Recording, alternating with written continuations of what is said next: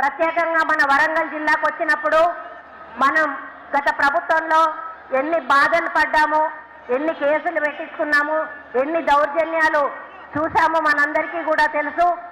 ఎన్నికల పోలింగ్ రోజు కూడా మన మీద దౌర్జన్యం చేసి దాడులు చేసి పోలింగ్ జరగకుండా మనల్ని ఓడించేయడానికి ప్రయత్నం చేసినటువంటి రౌడీలటువంటి నాయకులు ఇక్కడ ఉన్న విషయం మనందరికీ కూడా తెలుసు. రేవంత్ అన్నకు ఒకటే చెప్తా ఉన్నా, అన్ని జిల్లాల సంగతి నాకైతే తెలియదన్నా, ఇక్కడ మాత్రం మొత్తంగా టీఆర్ఎస్ వాళ్ళంతా రౌడీలు గూండాలు ఎక్కడా కూడా లేరు అని చెప్తా ఉన్నాను. దయాకర్ రావు దగ్గర నుంచి మొదలు పెడితే ఈరోజు బీజేపీలకు పోయి నిలబడుతున్నటువంటి రమేష్ దగ్గర నుంచి మొదలు పెడితే, గండ్ర వెంకటరమారెడ్డి దగ్గర నుంచి మొదలు పెడితే, మరి ధర్మారెడ్డి, వీళ్ళందరూ పొద్దున లేస్తే ప్రజల మీద పడి ప్రజల సొమ్ము తిని కోట్లాది రూపాయలు గండుకొని ఈరోజు ప్రజలకు చేసింది ఏమీ లేదు అని చెప్పి తెలియజేస్తా ఉన్నాను. ఒక్కసారి మీరు వరంగల్ లిస్టు తెప్పించుకొని చూస్తే మొత్తం ఇక్కడున్న క్రషర్లు కానీ గ్రానైట్లు కానీ మొత్తం ఈ నలుగురు పేరు మీదనే ఉంటాయనే విషయాన్ని కూడా ఈ సందర్భంగా మైనింగ్ విషయం మీకు తెలియజేస్తా ఉన్నాను. అక్రమంగా రైతుల పొలాల్లో వాళ్ళు ఇబ్బందులు పడుతున్నా కూడా వాళ్ళ యొక్క అధికార బలాన్ని ఉపయోగించుకొని రైతులకు ఇబ్బంది కలిగే విధంగా వాళ్ళు మాత్రం కోట్లు గడించుకున్న విషయాన్ని ఈ సందర్భంగా మీకు తెలియజేస్తా ఉన్నాను. మనం ఏం చేయనప్పుడే మనల్ని ఎన్నో రకాల ఇబ్బందులు పెట్టారు. వాళ్ళు ఈరోజు చేస్తున్న అవినీతి అక్రమాలు కోకొల్లలుగా ఉన్నాయి. కాబట్టి వాళ్ళందరినీ కూడా వాళ్ళు చేసిన పనులు బయటికి తీసి వాళ్ళను ఊచలు లెక్క పెట్టించాల్సిన అవసరం ఎంతైనా ఉందని కూడా ఈ సందర్భంగా మీకు తెలియజేసుకుంటా ఉన్నాను. ఇక్కడ ఉన్న ప్రతి కార్యకర్త కూడా ఎంత ఇబ్బంది పెట్టినా కూడా భయపెట్టినా బెదిరించిన ఎన్నికల సమయంలో మేము కాంగ్రెస్ పార్టీలోనే ఉంటాము, కాంగ్రెస్ పార్టీనే గెలిపిస్తామని అహర్నిశలు కష్టపడి వాళ్ళ భుజాల మీద పార్టీని మోసి గెలిపించిన నాయకులందరూ కూడా ఈరోజు ఇక్కడ ఉన్నారు. మరి వాళ్ళందరికీ కూడా మనం భవిష్యత్తులో మేలు జరిగే విధంగా కార్యక్రమాలు తీసుకోవాల్సిన అవసరం ఉందని ఈ సందర్భంగా మీకు విన్నవించుకుంటా ఉన్నాను. ముఖ్యంగా వరంగల్ అర్బన్ అనేది ఎక్కడ పనికి పోవడానికి మహిళలు పని దొరకదన్నా వాళ్ళు ఎప్పుడు గెలిచినా ఒకటే అడుగుతారు, మాకు స్మాల్ స్కేల్ ఇండస్ట్రీస్ ఇవ్వండి, మేముగా సంపాదించుకుంటాము కాబట్టి మాకు తప్పనిసరిగా ఇవ్వాలి అని కోరుకుంటారు. కొంతమంది బీడీలు చేసుకుంటారు. మరి అటువంటి వాళ్ళకు కూడా మనం చేయూతనివ్వవలసిన అవసరం ఉంది. ముఖ్యంగా చేనేత కార్మికులు అధికంగా ఉన్నటువంటి కాన్స్టిట్యున్సీ మా కాన్స్టిట్యున్సీ, ఇక్కడ నేసే జప్పుకానకు ప్రపంచ ప్రఖ్యాతిగాంచినటువంటి పేరు ఉందన్న. మరి వీళ్లకు కూడా మీ తరఫున ఒక ప్రత్యేక నిధి కేటాయించి వాళ్లకు అన్ని రకాలుగా ఆదుకోవాలని ఈ సందర్భంగా నేను విజ్ఞప్తి చేస్తా ఉన్నాను. మరి ఇదే విధంగా మైనారిటీస్ అయితే చాలా దారుణం. వరంగల్లో దాదాపు 60,000 మంది ఓటర్లు మైనారిటీస్ ఉంటారు. వాళ్ళ ఇండ్లలోకి వెళ్తే ఒకటే రూమ్లో ఒక 20 నుంచి 25 మంది నివసిస్తూ ఉంటారు. అటువంటి దుర్భరమైన జీవితాన్ని గడిపేటువంటి పరిస్థితి ఇక్కడ ఉంది.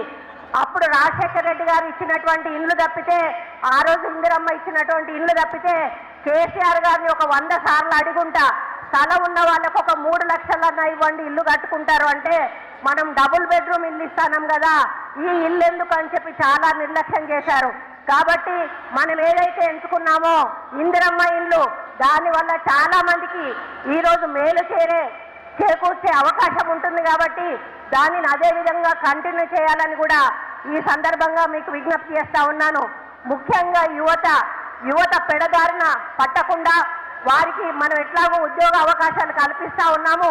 అదేవిధంగా స్కిల్ డెవలప్మెంట్ సెంటర్స్ పెట్టి ప్రతి ఒక్క ఇంటి నుండి కూడా ఒక యువకుడు సంపాదించేలాగా చేస్తా అని మన రాహుల్ గాంధీ గారు ఏదైతే మాట ఇచ్చారో తప్పకుండా ఆ దిశగా కూడా మన కేంద్రంలో మన కాంగ్రెస్ ప్రభుత్వం తప్పకుండా వస్తుంది. మనము వాళ్ళు కలిసి మరి యువతను ముందుకు తీసుకుపోవాల్సిన అవసరం ఎంతైనా ఉందని ఈ సందర్భంగా తెలియజేస్తా ఉన్నాను. ఎందుకంటే తల్లిదండ్రులు ముసలి వాళ్ళు అయినా కూడా ఈ రోజు వరకు కూడా పిల్లల పెళ్లిళ్ళైనా కూడా వాళ్ళ భారాన్ని కూడా తల్లిదండ్రులే మోసేటువంటి పరిస్థితి ఉంది. కొంతమంది అయితే పెళ్లి చేసుకోవాలంటే కూడా చేసుకోలేనటువంటి పరిస్థితుల్లో ఉన్నారు. నేను చేసుకుంటే ఏం పెట్టి పోషించాలి భార్య పిల్లల్ని అని. మరి ఇటువంటి పరిస్థితి ఈరోజు తెలంగాణ రాష్ట్రంలో ఉంది. కాంగ్రెస్ తెలంగాణ ఇస్తే, సోనియమ్మ తెలంగాణ ఇస్తే ఏదో బాగు చేస్తాడు కేసీఆర్ అని ప్రజలు నమ్మి 2 సార్లు ఓటేస్తే ఈ రోజు మనల్ని ఎక్కడికి తీసుకుపోయాడో నాకంటే ఎక్కువగా మరి మీరు శ్వేతపత్రం ద్వారా ప్రజలకు వివరించిన విషయాన్ని ఈ సందర్భంగా విజ్ఞప్తి చేస్తా ఉన్నాను. కాబట్టి మనకు మంచి అవకాశం ఇచ్చారు, మన మీద విశ్వాసం పెట్టారు, ఇందిరమ్మ రాజ్యం వస్తామని నమ్మారు ప్రజలు. అదేవిధంగా కేంద్రంలో కూడా ఇందిరమ్మ రాజ్యం కోసం తప్పకుండా ప్రజలందరూ ఓటేస్తారు. ఇక్కడ కడియం కావ్యను 100% భారీ మెజారిటీతో గెలిపించి పార్లమెంటుకు పంపిస్తాము. కాబట్టి మనం రాబోయే రోజుల్లో వీళ్ళ కష్టాలన్నీ కూడా తీరే విధంగా ఏ ఉద్దేశంతో అయితే తెలంగాణ రాష్ట్రాన్ని సాధించుకున్నామో అమరులైన వాళ్ళ ఆశయాల సాధన కోసము మన ప్రభుత్వం ముందుకు వెళ్ళి ప్రతి ఒక్క బడుగు బలహీనలకు కూడా అండగా దండగా ఉండాలని, అభివృద్ధి విషయంలో కానీ సంక్షేమ విషయంలో కానీ ముందుకెళ్లాలని కోరుకుంటా ఉన్నాను. నేను టీఆర్ఎస్ నుంచి ఎమ్మెల్యే అయినప్పుడు అండర్ గ్రౌండ్ డ్రైనేజీ ఇస్తా, ఔటర్ రింగ్ రోడ్ ఇస్తా అని చెప్పి ఆ రోజు ఓట్లు అడిగిన టీఆర్ఎస్ పార్టీ ఆ తర్వాత ఆ పని చెయ్యలేదు. మన ప్రభుత్వం అంటూ ఇప్పుడు కేంద్రంలో వచ్చి ఇక్కడ మన ప్రభుత్వం ఉండి తప్పనిసరిగా outer ring road, underground drainage తీసుకురావాల్సిన బాధ్యత మన మీద ఉంది. ఇండస్ట్రియల్ కారిడార్ తీసుకురావాల్సిన బాధ్యత మన మీద ఉంది. ఫుడ్ ప్రాసెసింగ్ యూనిట్ తీసుకురావాల్సిన బాధ్యత మన మీద ఉంది. టెక్స్టైల్ పార్కును డెవలప్ చేసి చేయూతనియాల్సిన బాధ్యత మన మీద ఉంది. ఇవన్నిటిని కూడా దృష్టిలో పెట్టుకొని రాబోయే రోజుల్లో ఒక మంచి డిపిఆర్ తయారు చేపించి దాన్ని అమలు చేసే దిశగా మీరు ముందుకు కదులుతారని, మీ వెంట మేమందరము కలిసి నడిచి ఈ ప్రజల క్షేమం కోసం ముందుకెళ్దామని తెలియజేసుకుంటూ